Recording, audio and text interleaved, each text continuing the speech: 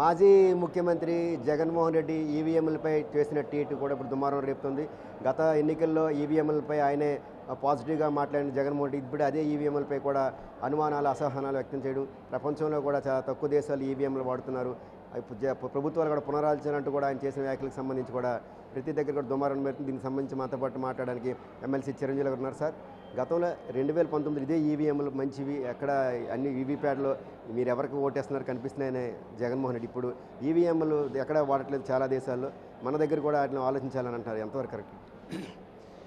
ఇప్పుడు ఎప్పుడైనా ప్రజాస్వామ్యంలో ఒకసారి ఓడిపోయామంటే నా పాలన సరిగ్గా లేదు, అయితే నా విధానాలు మార్చుకొని మరలా నేను ప్రజల్లోకి వెళ్ళి గెలుస్తాను, నిజాయితీగా చెప్పాలి.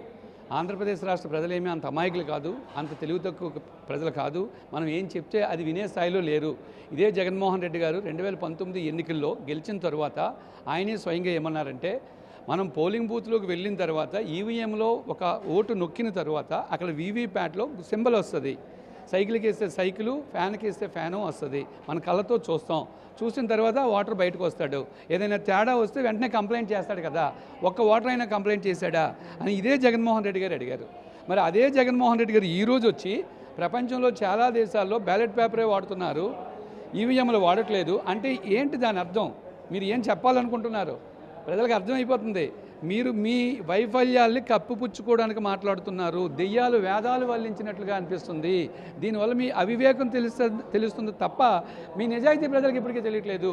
దయచేసి జగన్మోహన్ రెడ్డి గారిని కోరేది ఒకటే, ఇప్పటికైనా సరే ఎప్పుడైనా తప్పు చేస్తే నేను తప్పు చేశాను సరిదిద్దుకుంటానని చెప్పాలి. ఎమ్మెల్సీ ఎన్నికల్లో 3 ఎమ్మెల్సీలు గెలిచారు. 108 ఎమ్మెల్యే నియోజకవర్గాల్లో 3 ఎమ్మెల్సీలు గెలిస్తే ఆ రోజు సజ్జల రామకృష్ణారెడ్డి గారు, జగన్మోహన్ రెడ్డి గారు ఏమన్నారంటే వీళ్ళు మా ఓటర్లు కాదు అన్నారు. మరి ఈరోజు 164 సీట్లతో గెలిపించారు. మరి వీళ్ళు మీ ఓటర్లు కాదా? ఒకసారి ఆత్మవిమర్శ చేసుకోవాలి. ఒక్కసారి ఏ రాజకీయ నాయకుడైనా సరే తప్పు చేస్తే తప్పు అయింది, నేను నా కరెక్షన్ చేసుకొని మారుతానని చెప్పాలి. ఇంకా నువ్వు అబద్ధాలు ఆడుతున్నావు అంటే ప్రజలను మోసగించడం అది నీ అవివేకం అని చెప్పి నేను తెలియజేస్తున్నాను. 79% వచ్చాయి ఆయనకి అప్పట్లో ఓట్లు, ఇప్పుడు 82% సుమారుగా వచ్చాయి. అప్పట్లో ఆయనకి లేని అభ్యంతరాలు ఇప్పుడు ఎందుకు అంటే ఓటమిని అంగీకరించలేక అంతే.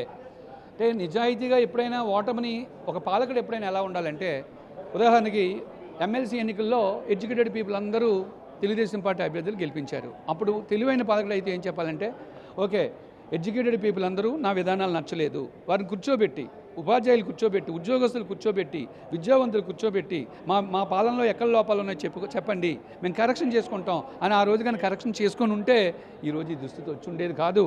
ఇప్పటికైనా సరే వైసీపీ నాయకులు ఒకసారి కూర్చొని మీరు చేసిన తప్పు ఏంటి, మీరు ఎలాంటి అప్రజాస్వామిక విధానాలు వాడారు, ఎలాంటి రాజ్యాంగ విరుద్ధమైన చర్యలు చేపట్టారు, ఇవన్నీ ఒకసారి కూర్చొని పేపర్ మీద పెట్టుకొని మీరు కానీ ఆత్మవిమర్శ చేసుకుంటే మీకు భవిష్యత్తు ఉంటుంది. అలా ఆత్మవిమర్శ చేసుకోకపోతే భవిష్యత్తు కూడా ఉండదు. ఈవీఎంలపై జగన్మోహన్ రెడ్డి చేసిన వ్యాఖ్యలు అసలు నిరాధారమైనవని, ఖచ్చితంగా అదే 2019 ఎన్నికల్లో అదే ఈవీఎంలు ఎంతో మంచివి, ఎక్కడ కూడా ఇటువంటి ఇబ్బందులు లేవు అని చెప్పిన జగన్మోహన్ రెడ్డి ఇప్పుడు అదే ఈవీఎంలపై కూడా కొంత అసహనంగా ఉండడం, ఈవీఎంలు ఎక్కడ ప్రపంచంలో వాడట్లేదు, భారతదేశంలో వాడుతున్నారంటే ఆయన కొంత నిరాసక్తత వ్యక్తం చేయడం కరెక్ట్ కాదంటూ. ఎందుకంటే ప్రజల్లో 2019లో ఇదే ఈవీఎంల ఎన్నికలు జరిగినప్పుడు టీడీపీ ప్రతిపక్ష పార్టీగా ఉన్న టీడీపీ అప్పటి ప్రభుత్వం పోయిన టీడీపీ కూడా ప్రజాస్వామ్యతంగా ఎన్నికలు ఖచ్చితంగా ప్రజలు ఏ తీర్పు ఇచ్చినా మేము అంగీకరిస్తామన్నా అని కూడా చాలా హుందాగా అంగీకరించింది. కానీ ఇప్పుడు జగన్మోహన్ రెడ్డి ఎందుకు అంగీకరించలేకపోతున్నారంటూ కూడా చిరంజీవులు అయితే మండిపడుతున్నారు. ఖచ్చితంగా కూడా ప్రజలు ఇచ్చిన తీర్పుని గౌరవించాలి తప్ప ప్రజల తీర్పుని వేరే వైపు మళ్లించడం అనేది కరెక్ట్ కాదంటూ కూడా ఆయన అసహనం వ్యక్తం చేస్తున్నారు. Video journalist Nagarajaramu, big TV news, Srikakulam. For more videos like this, subscribe Big TV channel.